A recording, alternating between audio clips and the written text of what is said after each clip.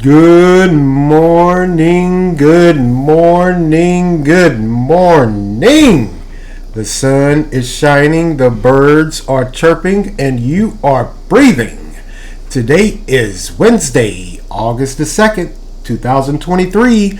My name is Stephen Carnegie, and welcome to This Is Just a Thought. Today's word of the day, dally, which means to play with an idea or to waste time. Dally. I hope everyone is enjoying their Wednesday midweek swing. We have made it to the middle of the work week. Man, almost there. We're almost there. Man, weather-wise, wow. What a difference a few days make. We have gotten a tad bit of a cool down. Much needed, much welcome. Much welcome. Man, temperatures are expected to be in the 90s.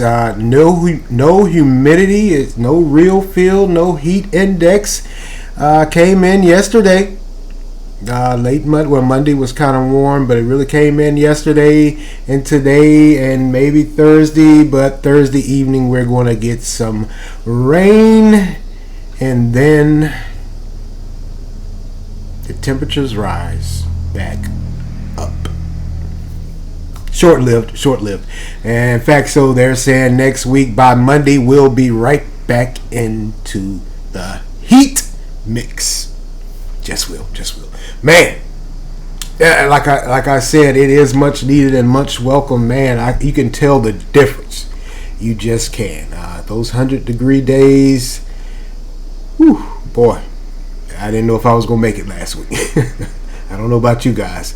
But, the rest of the country is still down in Texas, Arizona, Las Vegas, even out to Cali. They're still going to be experiencing those 100-degree days. But we got a little bit of a cool down. I'll take it. Like I'll take a little bit of those showers quite possibly tomorrow evening or tomorrow night going into Friday. Just will. Certainly has been in hot summer. Like I said, July is, since they started recording temperature, this has been the hottest on record. July ended, and here we go with August. We ain't out of the woods yet. We are not out of the woods yet. We'll see what happens. We will see what happens with that.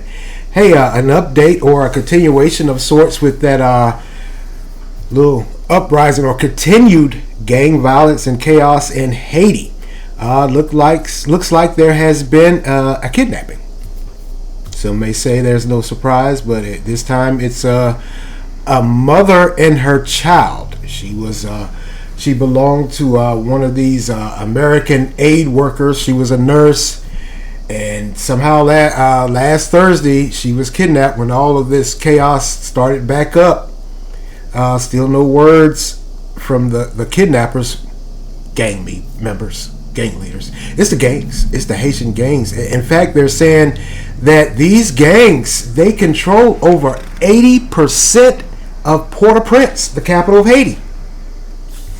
For all intents and purposes, with them controlling 80% of that capital, you might as well say they control the whole city. They just do.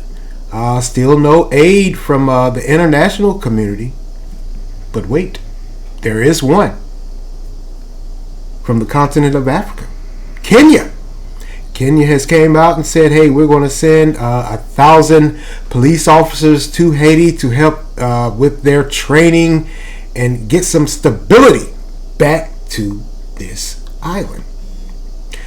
Well, looks like Haiti has stepped up. At one point in time, Canada had pledged their support, but they were having problems getting down there, I guess. So Kenya came to, of all places. You don't really see African countries getting involved in conflicts outside of Africa. So what made them decide all of a sudden, hey, let's send 1,000 or so troops over to Haiti and see if we can't get some stability back to that region? Time will tell. I mean, man, just sitting here thinking, is Kenya part of the UN? I believe they are. I'm not sure. I'm not too sure. But looks like Kenya has said, hey, we're going to help. Much needed. much needed. And with that kidnapping of that nurse and her child, man, like I said, no words on negotiation, or no one gang has came out and said, yeah, we have her, or whatever, what have you. But wow, that's got to be just terrifying. Just terrifying. So she was kidnapped. Her child was kidnapped also. Her husband is the head of that Christian organization. And of course, he's saying, hey, we're going to do whatever we can to get her released, along with the U.S. government. The U.S. government said also, and said, hey, we're in constant contact with Haitian officials trying to figure out what's going on. Man, Haiti. If you're not too familiar with Haiti and their woes and troubles, it's a continuation. As sad as that sounds, it is a continuation. It's been that way for years. I can even go back as far as 1994, July of 1994 to be more specific. I don't know if you guys remember, but at that time there were some Haitian citizens that were trying to make their way to the United States via coming through Cuba. So they were on makeshift rafts, plywood, inner tubes, you name it, whatever it took. And at that time, hell, I was in the United States Navy, and we called it Haitian Ops. But we would have to go and pick those people up and bring them to Guantanamo Bay, Cuba. And even going further back than 1994. So it's been going on for a while. The Haitian government, it's been in turmoil for years. Just has. So we'll see what happens with this right here. Praying for that nurse and her daughter. Just pray. All right, let's move along here, man. And Wow.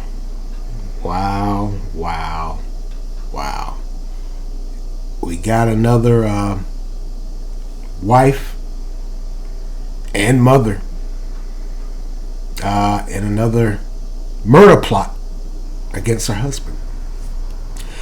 Now, you guys remember months ago I told you about the wife up in, I want to say Utah, that had overdosed her husband with fentanyl. Well, this particular mother and wife, it was a murder for hire plot that she had came up with two other men in the Bahamas. I don't know why you would go to the Bahamas and devise a murder for hire plot. Beautiful place. I've been. It is a beautiful place. It just is. And for you to go down there with that foolishness, because that's what it is, foolishness, a murder for hire plot, I'm sure I'll never know. I'm sure I will never know. Now, if you're saying to yourself, well, why would she choose now to implement or try to implement this murder for hire plot? Apparently, her and her husband were going through a divorce and a custody battle. Well, that's I guess that's enough reason. 13 years of marriage, they decided to call it quits. The husband's reason for calling it quits was adulterous behavior. And she cited physical and mental cruelty and acts of domestic violence. So these two were at odds with each other, and they decided to get a divorce, which is surprisingly because she was known to be on social media dispensing marriage advice and how to keep a happy marriage, how to keep a strong marriage. Once again, that facade of social media. Everybody wants their 1, 2, 3 minutes, 5 minutes of fame, so they'll devise whatever story there is and sell it to you, and folks will buy into it. But behind closed doors, these two, it wasn't so grand as she said, or beautiful as she said in one of her social media posts. So, hey, that's why I say, if you're on social media and you got these folks dispensing marital advice, parental advice, relationship advice, I would probably take it at a grain of salt. If you notice, I never give relationship advice. I just don't. It's not any of my business. It's not any of your business. What can I offer that could help you? I'm sure there some people may say, hey, there's some things you can say to help some people out, to get them moving and motivated. Yeah, rah, rah, rah, shish, boom, bah. Get it, got it, understand it. But I ain't that one. I've been told I am brutally honest. I have no compassion as it comes to telling folks about relationships. Look at this one. She said, I believe one of her posts, she said the way to keep a happy marriage was somewhat, somehow, some way she alluded to or flat out said, was to have a partner that was willing to work no matter what. Looks like you two weren't willing to work. I mean, the husband said it was some adulterous behavior. And where did these two guys come from? Did you go to Bahamas and find them? Were they just hanging around one of those bars out there, drinking Mai Tais and Bacardi and Coke? And you stumbled upon them? And they gave you the idea.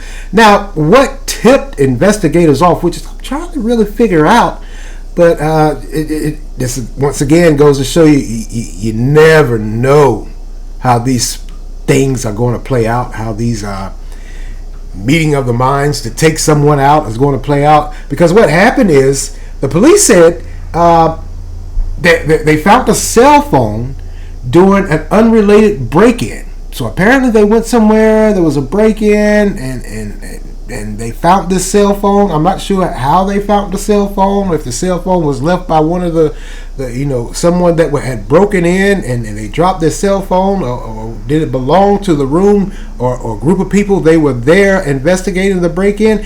Didn't really say. But in or on this cell phone, it was text messages. These text messages detailed the plot.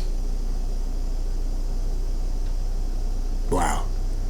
Just like I said about social media and the facade of that, you folks in these text messages put text messages and instant messages and jumping in DMs or whatever, putting all this information out there on the internet. Never know who's going to stumble upon it, because it appears that the police stumbled upon it and they foiled the plot. They arrested them, all three, the wife and the two other gentlemen. They arrested them in one part of the island or another island, and then a day or two later they took them to Nassau, Bahamas. And well, they're saying that she's out on bail. Wow. Mother of three and a wife. How are you going to explain that away to your husband, your kids? I don't know how that's going to work. I'm so glad I never never got caught up in anything like that. When it gets that bad that you want to take someone's life, that you at one point in time you guys had to be happy, you were in love, but you get to the point that you want to take their life, you're on a whole different level of the game. Just walk away. Let it go.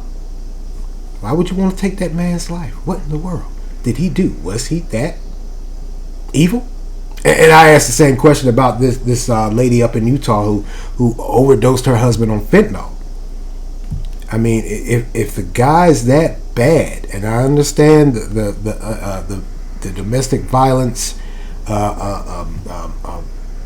reasoning for a lot of women staying is because they're so terrified, they're scared, whether it be the physical or the mental of them not being scared to start over again.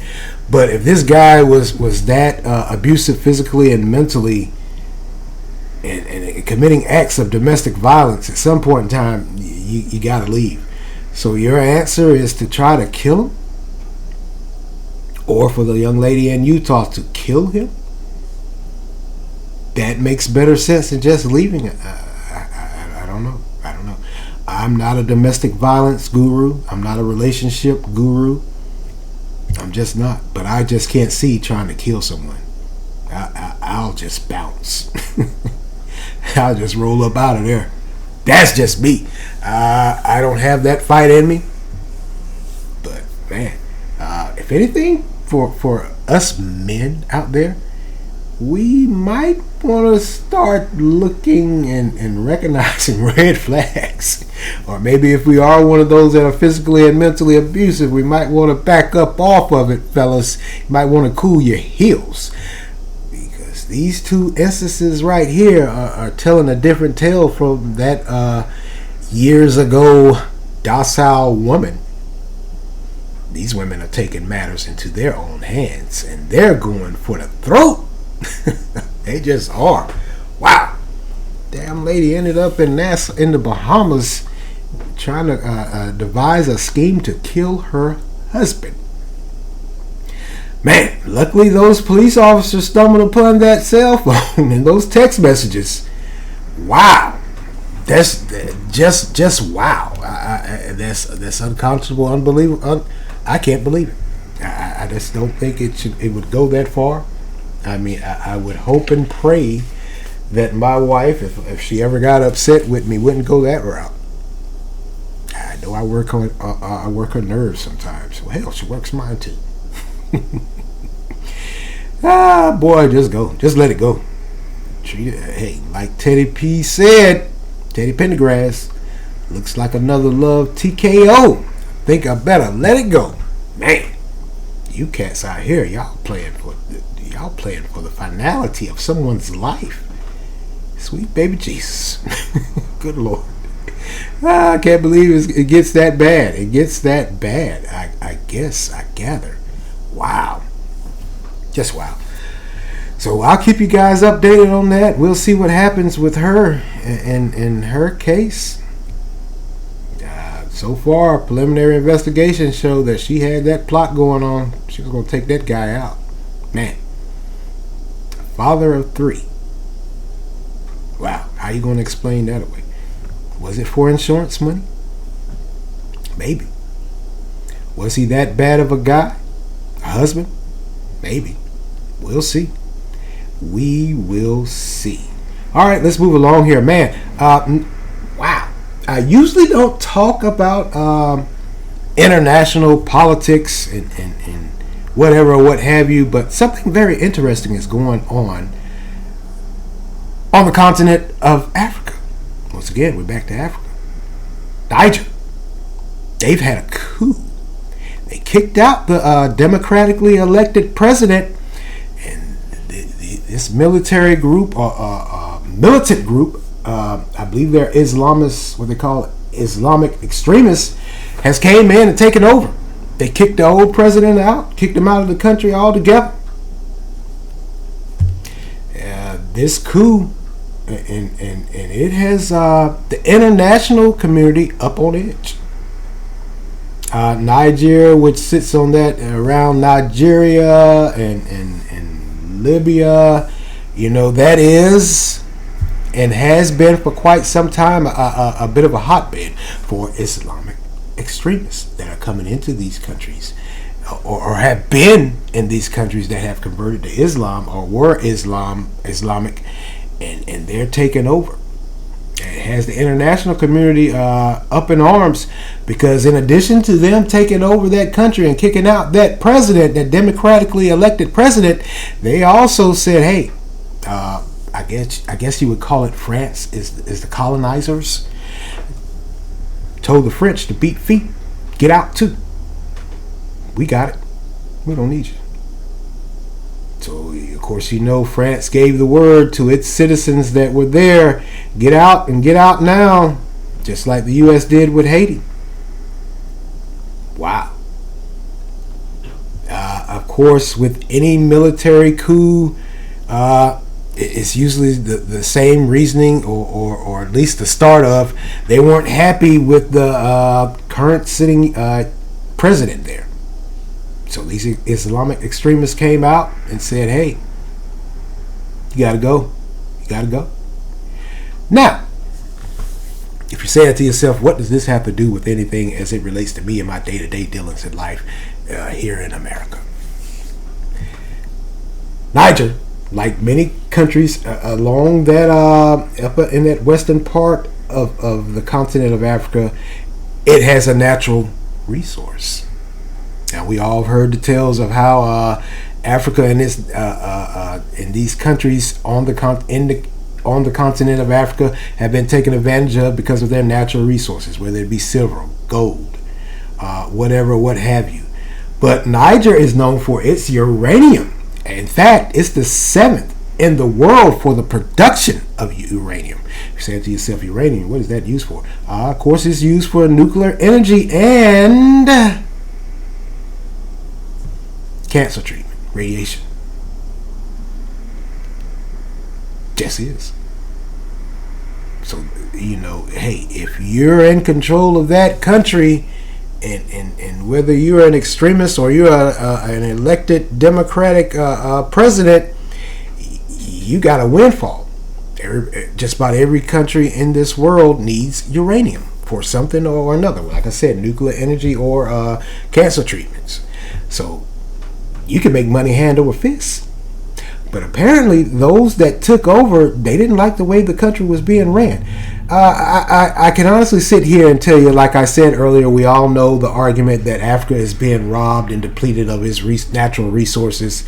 You have colonizers that come in, the international community, they have a vested interest in all of these countries in Africa, because Africa, the continent of Africa, is so abundant in natural resources that we use day to day in our dealings. Like, I didn't know that something as simple as a cell phone, there's a particular metal that is needed for cell phones, and it's there on the continent of Africa. I can't remember the country. I just can't, and I can't remember the metal. So those natural resources we use in our day-to-day life. So if you're in control of that, it's a win-win financially, and to get you known and noticed. So that appears to be what the big thing is. Those militants, they want their piece of the pie too. Let's just be honest with each other. Just is. Now the U.S. has came out and denounced this coup, along with, of course, France and Italy, because also there were some Italian citizens that were there in Niger also, so they kicked them out also. And the U.S. and the UN, of course, have came out and denounced it and said, hey, you need to return that guy back to power. You got a week or less than a week now to return him to power before we start raining down economic sanctions. And here's the thing for me with these economic sanctions. Did it work for Putin and Russia? Why didn't it work? They already had their source of income. They already knew that they were needed no matter what. In fact, so even in little old Russia with Putin, he's held back now on the grain production and exporting. So the theory at one point in time of the U.S. and the UN and NATO coming out and saying, hey, we're going to rain down economic sanctions on you. You better get on board or else you're going to put your country in economic ruin. I don't think that is working too much anymore.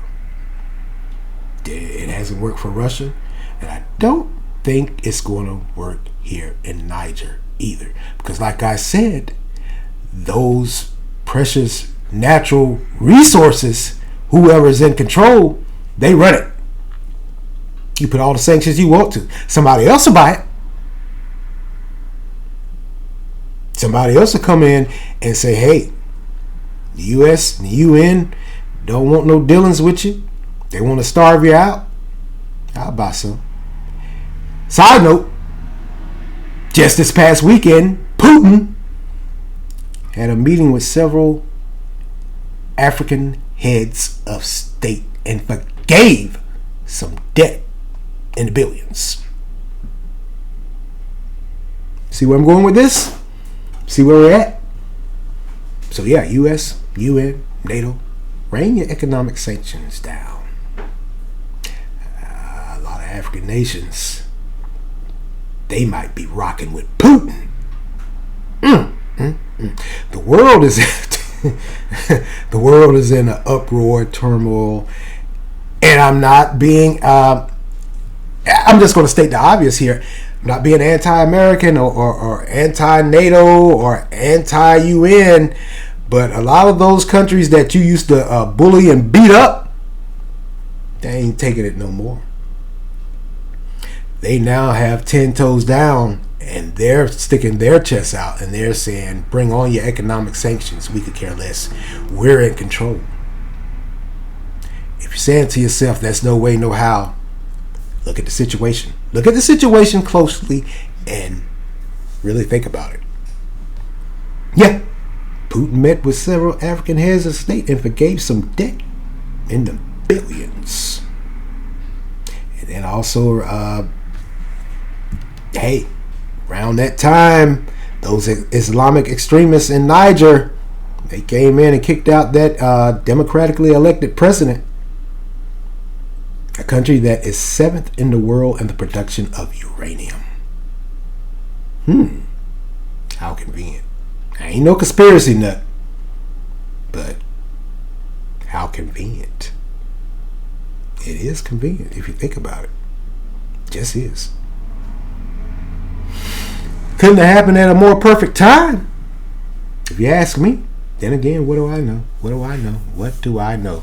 And also, not to stray too far off, but the U.S. has came out and it's been released that the country's credit report is fell off. It went from a AAA rating to a AA+ rating.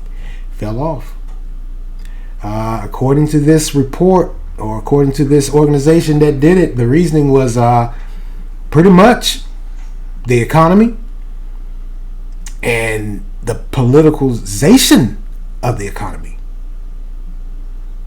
Now, with this drop in the credit score, that's pretty much saying that they're in fear, or they believe, or they think wholeheartedly that the U.S., because of all of its economic troubles and politicalization of the economy, they're not going to be able to pay back their debt, which I believe they're saying that's in the trillions. Wow. United States, can you really rain down economic sanctions on another country? Like we're struggling our damn selves. Why are we sticking our nose over there? Need to tighten this up. Need to shore this up back home. Just do. Wow. A lot is going on in the world, and it's all tying in together. I mean, I ain't no conspiracy nut or nothing like that. But man, look at the situation. Just look at the situation. Doesn't take a rocket scientist, doesn't take an economist, doesn't take a military genius, doesn't take a financial guru or economist to see that the world is upside down or getting ready to be turned upside down if we don't get control of this. Just is. I mean, I gotta be honest with you. It just is. Because that right there, what's going on in Africa right now, and with Putin meeting with those African heads of state and forgiving that debt and pledging to work with them if they work with him, is a game changer. I don't care how many people try to play it off or dismiss it. That's a game changer. It's eye-opening. Just maybe. Putin's playing chess while the rest of the world is playing checkers. I didn't see that coming. No way, no how did I ever see Putin. Putin meeting with these several African heads of states, and they were invited, by the way, I believe it was like the Russian Navy's birthday celebration or something somehow. So they had a parade, grandstand, and these African heads of states were invited, and they came and showed up. So it appears Putin has something, or they have something that Putin needs. he's going to go the distance. He ain't even trying to rain down no economic sanctions because there's been a change in government. Not dismissing that democratically elected president. But, man, wow. We'll see what happens. We will see what happens. Well, that's all for me today, and I want to thank you all for lending me your ears this morning. Continue to like, support, share, offer feedback. Anchor, which I am sharing this podcast with, has a great feature where you can leave a voice response, and I would love to hear your voice. So offer feedback. You can also make monetary contributions. Continue to follow and listen on Anchor, Spotify, Google Podcasts, Breaker, Overcast, Pocket Cast, Radio Public, Verbal, WordPress, and YouTube. Hey, on YouTube, hit that like and subscribe button. Get in that comment section and let me know what you think about what is going on internationally now. And also about the U.S. with that drop in that credit score. That can be a problem. It may be a problem. And as always, my name is Stephen Carnegie. Thank you for listening. This is Just a Thought. Amen.